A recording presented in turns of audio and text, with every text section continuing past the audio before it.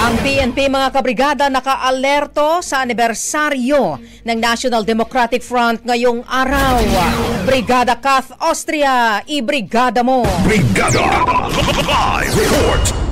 Naka-alerto ngayon ang Philippine National Police sa buong bansa para sa ika-52 anibersaryo ng National Democratic Front o NDF ngayong araw. Ayon sa PNP, hindi nila hahayaang makapaghasik ang mga ito ng takot sa komunidad. Marami na anilang natulungan ng pamahalaan na dating mga rebelde para makabalik ng maayos sa kanilang pamumuhay.